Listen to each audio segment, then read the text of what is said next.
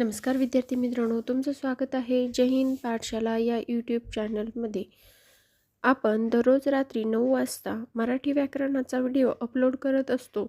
त्यामुळं आता चॅनलला सबस्क्राईब करा आणि जास्तीत जास्त गरजू, जिद्दी आणि मेहनती विद्यार्थ्यांपर्यंत हा व्हिडिओ पोहोचवा.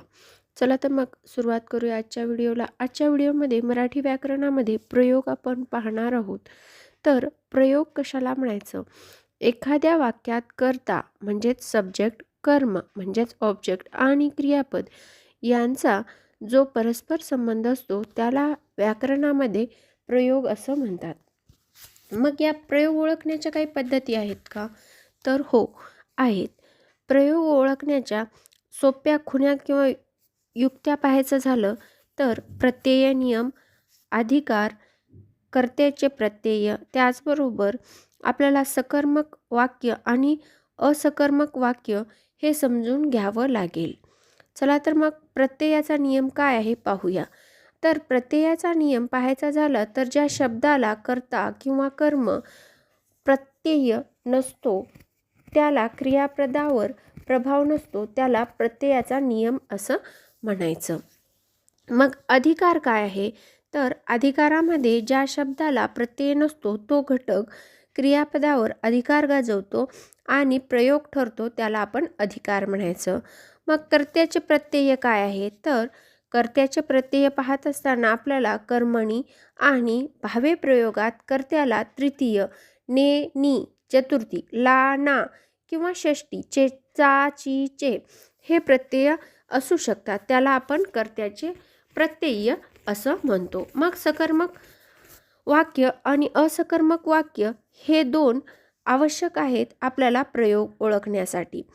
तर सकर्मक वाक्य काय आहे? तर ज्या वाक्याचा अर्थ पूर्ण होण्यासाठी कर्माची गरज असते त्याला आपण सकर्मक वाक्य म्हणतो. यामध्ये क्रिया करणारा एक कर्ता असतो आणि तो क्रिया सोसणारा दुसरा कर्म असतो. कर्त्याला ने प्रत्यय जोडल्यावर जर क्रियापदाला ला, लो, ली, ले असे प्रत्यय येत असतील तर ते वाक्य काय असणार? सकर्मक वाक्य असणार. म्हणजेच काय, हे वाक्य पूर्णपणे भूतकाळी होत असेल, ही गोष्ट सुद्धा लक्षात ठेवायची. यानंतर अकर्मक वाक्य. आता अकर्मक वाक्य काय आहे? तर ज्या वाक्याचा अर्थ पूर्ण होण्यासाठी कर्माची गरज नसते त्याला अकर्मक वाक्य म्हणतात.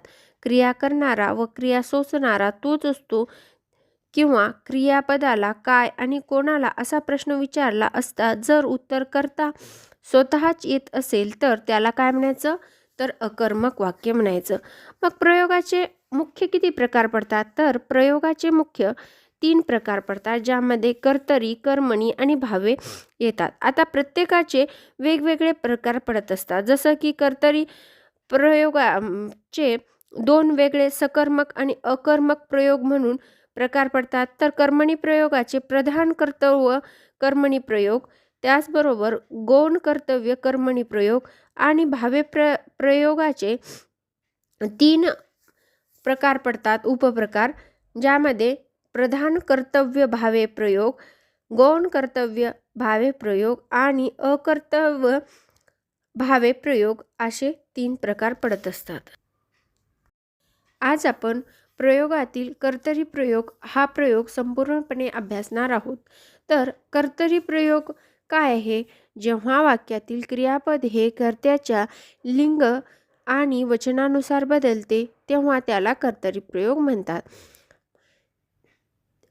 एक तर त्याला कर्त्याला कोणताही प्रत्यय नसतो, दुसरा म्हणजे अकर्मक कर्तरी प्रयोग आणि सकर्मक कर्तरी प्रयोग असे कर्तरी प्रयोगाचे 2 उपप्रकार पडतात. त्यापैकी अकर्मक कर्तरी प्रयोग. आता अकर्मक कर्तरी प्रयोग काय आहे? तर या वाक्यात कर्म नसते, त्याचबरोबर क्रिया कर्त्यापाशीच सुरू होते आणि तेथे संपते. कर्ता हा प्रथम विभक्तीत असतो आणि त्याला प्रत्यय नसतो. वाक्यात कर्म नसते. हे काय झालं? अकर्मणी कर्तरी प्रयोगाचं पूर्णपणे वैशिष्ट्य आपल्याला सांगता येईल. यानुसार आपल्याला अकर्मक कर्तरी प्रयोग ओळखता येतो. उदाहरणार्थ काय? पक्षी आकाशात उडाला. आता पक्षी येथे काय आहे? कर्ता आहे आणि प्रत्यय लागलाय काय? तर नाही. आणि वाक्यात कर्म आहे का? तर नाही. पक्षी आकाशात उडाला. या अकर्मक कर्तरी वाक्यात वाक्य पूर्ण होऊन दाखवलेलं आहे. यानंतर सकर्मक कर्तरी प्रयोग. या वाक्यात कर्म असते, त्याचबरोबर कर्त्याची क्रिया कर्मावर घडते, कर्त्याला प्रत्यय नसतो. त्याचबरोबर वाक्यात कर्म असतेच, पण क्रियापद कर्माप्रमाणे बदलत नाही, तर कर्त्याप्रमाणे बदलते. जसं की राम रावण मारतो. येथे काय झालंय? राम कर्ता आहे, त्याला प्रत्यय नाही, आणि रावण हे कर्म आहे. म्हणजेच काय? तर क्रियापद कर्माप्रमाणे बदललं का? नाही, तर कर्त्याप्रमाणे बदलत जातं. जसं की राम होता म्हणून मारतो आलं, आणि सीता असेल तर मारते असं क्रियापद आलं असतं. आज आपण प्रयोगातील कर्तरी प्रयोग हा प्रयोग संपूर्णपणे अभ्यासणार आहोत. तर कर्तरी प्रयोग काय आहे? जेव्हा वाक्यातील क्रियापद हे कर्त्याच्या लिंग आणि वचनानुसार बदलते तेव्हा त्याला कर्तरी प्रयोग म्हणतात. एक तर त्याला कर्त्याला कोणताही प्रत्यय नसतो. दुसरं म्हणजे अकर्मक कर्तरी प्रयोग आणि सकर्मक कर्तरी प्रयोग असे कर्तरी प्रयोगाचे 2 उपप्रकार पडतात. त्यापैकी अकर्मक कर्तरी प्रयोग. आता अकर्मक कर्तरी प्रयोग काय आहे? तर या वाक्यात कर्म नसते, त्याचबरोबर क्रिया कर्त्यापाशीच सुरू होते आणि तेथे संपते. कर्ता हा प्रथम विभक्तीत असतो आणि त्याला प्रत्यय नसतो. वाक्यात कर्म नसते. हे काय झालं? अकर्मणी कर्तरी प्रयोगाचं पूर्णपणे वैशिष्ट्य आपल्याला सांगता येईल. यानुसार आपल्याला अकर्मक कर्तरी प्रयोग ओळखता येतो. उदाहरणार्थ काय? पक्षी आकाशात उडाला. आता पक्षी येथे काय आहे? कर्ता आहे, आणि प्रत्यय लागलाय काय? तर नाही. आणि वाक्यात कर्म आहे का? तर नाही. पक्षी आकाशात उडाला. या अकर्मक कर्तरी वाक्यात वाक्य पूर्ण होऊन दाखवलेलं आहे.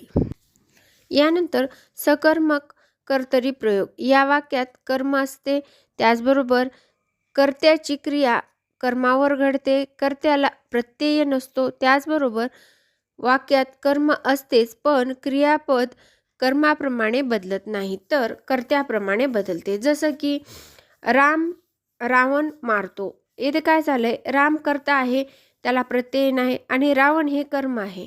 म्हणजेच काय? तर क्रियापद कर्माप्रमाणे बदललं का? नाही, तर कर्त्याप्रमाणे बदलत जातं. जसं की राम होता म्हणून मारतो आलं, आणि सीता असेल तर मारते असं क्रियापद आलं असतं.